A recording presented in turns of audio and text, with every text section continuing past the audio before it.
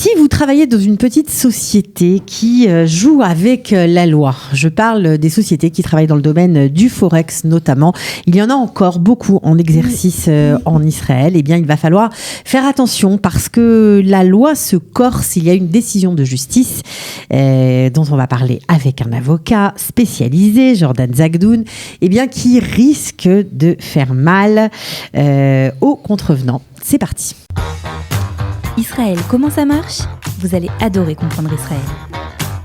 Jordan Zagdoun, bonjour. Bonjour. Alors, on est ravis que vous soyez parmi nous. Oui, et c'est aussi. vrai que c'est un thème, dès qu'on parle Forex, ça y est, on est parti, c'est sulfureux, ça fait bondir. On parle d'escroqueries qui ont mis vraiment énormément de gens, de familles sur la paille. Et donc, on s'intéresse de savoir, mais pourquoi en Israël, il y a beaucoup de sociétés qui ont travaillé dans le Forex et on a l'impression que c'est un peu en toute impunité. Exactement. Donc, c'est justement la question qu'on se pose souvent. Comment est-ce possible que autant de petites sociétés viennent s'installer ici en Israël et font leur escroquerie d'ici du territoire israélien et que le gouvernement israélien ne fait rien pour empêcher justement ces dégâts que ces petites sociétés font et qui créent les victimes. En gros, c'est des gens qui pensent placer leur argent en bourse et puis finalement auprès de certains, on va dire, agents. Ces agents, évidemment, ne placent jamais l'argent. Ça disparaît et quand on demande de récupérer son bien ou ses intérêts, ben, évidemment, il n'y a plus de sous. Exactement. Donc, ce qui s'est passé là dernièrement, il y a eu une affaire qui a été traitée, qui ont fait appel sur la décision au tribunal de la Cour suprême. C'est l'affaire de Grégory Lerner. Ça date de quand ? Alors, la décision de la Cour suprême, elle date il y a même pas 3 mois, c'était en septembre 2019. Donc Grégory Lerner, son histoire, c'est la suivante. Il a fait donc une escroquerie en 1997. Il est rentré, il a purgé une peine de prison. Il a fait donc une escroquerie pour les investissements frauduleux. Il est rentré en prison. Il est ressorti de prison et il a recommencé. Il est reparti voir 2500 personnes dans la communauté russe. Et il leur a dit, vous investissez dans ma société, je vous donne un rendement de 24% à l'année. Annuel. Donc, ce qui est énorme. D'ailleurs, le tribunal met le point sur ce point-là en disant comment vous avez pu croire à un tel investissement. Donc, évidemment, il n'a pas placé l'argent. Évidemment, il n'a pas donné ses 24% d'intérêt. Qu'est-ce qui s'est passé ? Alors, cette arnaque-là, elle est connue. C'est l'arnaque qu'on appelle Ponzi ou alors l'arnaque de la pyramide.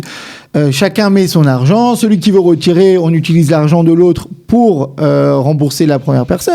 En fin de compte, Grégory Lerner a réussi à récolter 62 millions de shekels et les faits envolés, personne ne sait où sont passés ces 62 millions. Bon, Grégory Lerner se représente dans le procès pénal où il reprend une peine de prison, mais c'est pas sur ça qu'on va se pencher. On va parler vraiment de l'aspect civil du dossier. Ça veut dire les victimes, qu'est-ce qu'elles font ? Voilà. Est-ce qu'elles ont réagi ? C'est ça. Donc les victimes, c'est un très très gros procès qui s'est passé justement au tribunal. Il y a eu 572 plaignants qui ont déposé plainte, non pas contre Grégory Lerner, parce qu'on s'en foutait, il avait fait envoler l'argent, mais contre l'autorité des marchés boursiers et la police. Il y avait une troisième partie, mais le tribunal n'a pas retenu du tout. Donc voilà. Qu'est-ce qu'ils ont voulu faire en gros, ces 572 plaignants ? Ils ont dit, à cause de vous, la police, et à cause de vous... Vous ne faites pas votre boulot comme vous n'avez pas fait votre boulot, vous et l'autorité... On se fait arnaquer. On s'est fait arnaquer de 62 millions de shekels. Remboursez-nous notre dégâts. La Cour suprême, qui a une ligne de conduite très claire depuis le début justement des rendus des jurisprudences, qui dit qu'on ne se mêle pas des décisions professionnelles prises par les autorités gouvernementale.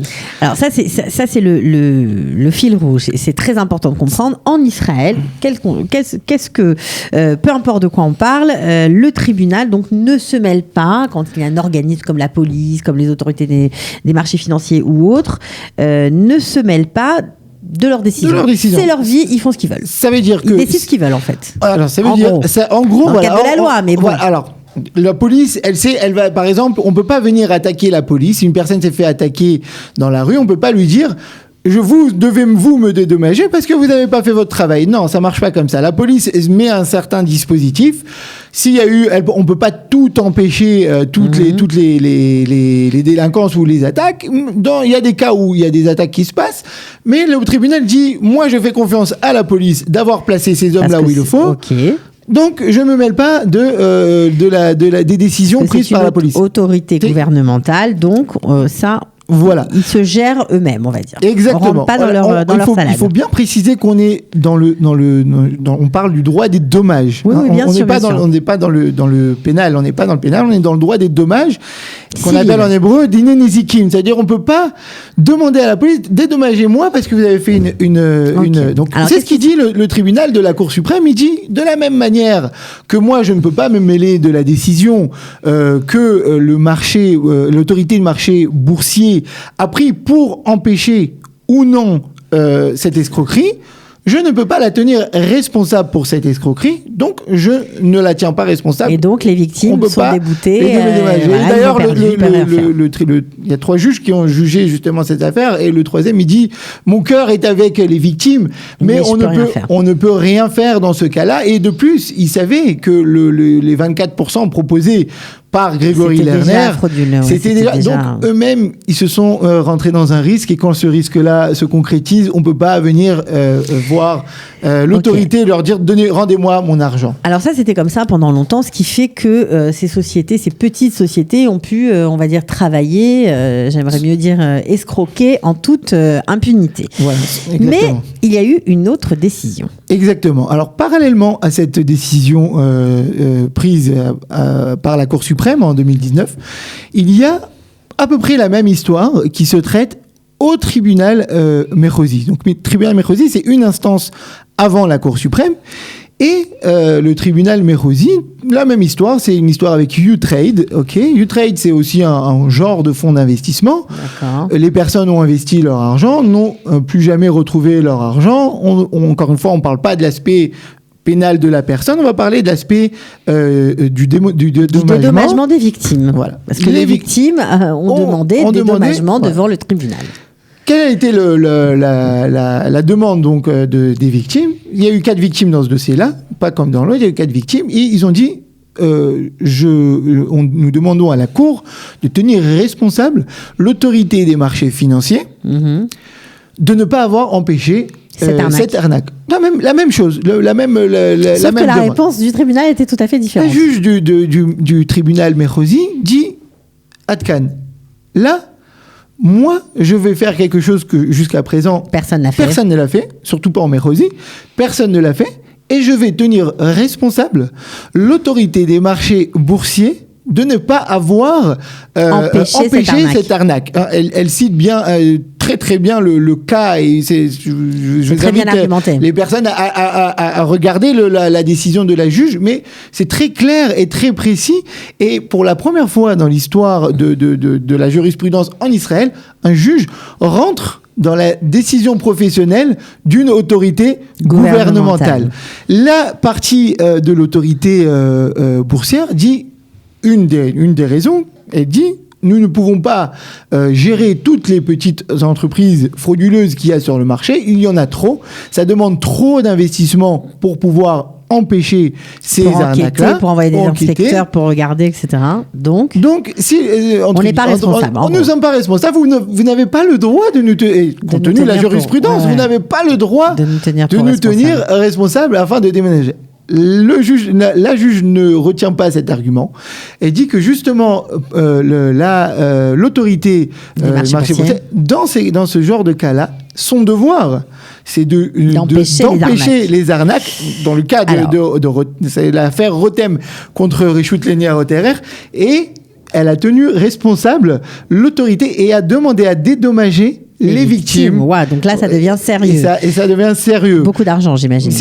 Dans cette affaire, c'est 1 million de shekels. Pas mal. C'est pas Grégory Lerner avec 62 millions, mais on parle quand même de 1 million de shekels. Mais c'est moins sur le dédommagement, c'est plutôt sur la décision qui a été prise, qui vient tout casser les jurisprudences jusqu'à présent. Donc, concrètement. Donc ça veut dire que est-ce que l'autorité des marchés a été contrainte de payer ? Ils ont payé près d'1 million de shekels. Alors justement, sur cette décision, l'autorité des marchés boursiers a décidé de faire appel. Mais ils ont payé quand même. Ils ont payé, on est obligé de payer. Il y a une petite procédure pour demander un Ikouf Bitsoua, ça s'appelle, mais en principe, ils ont payé. Voilà. Donc ils ont fait aujourd'hui appel à la Cour suprême. Moi, je peux juste dire quelque chose, que le juge qui a jugé l'affaire de Grégory Lerner, le juge de la Cour suprême, a lu la décision.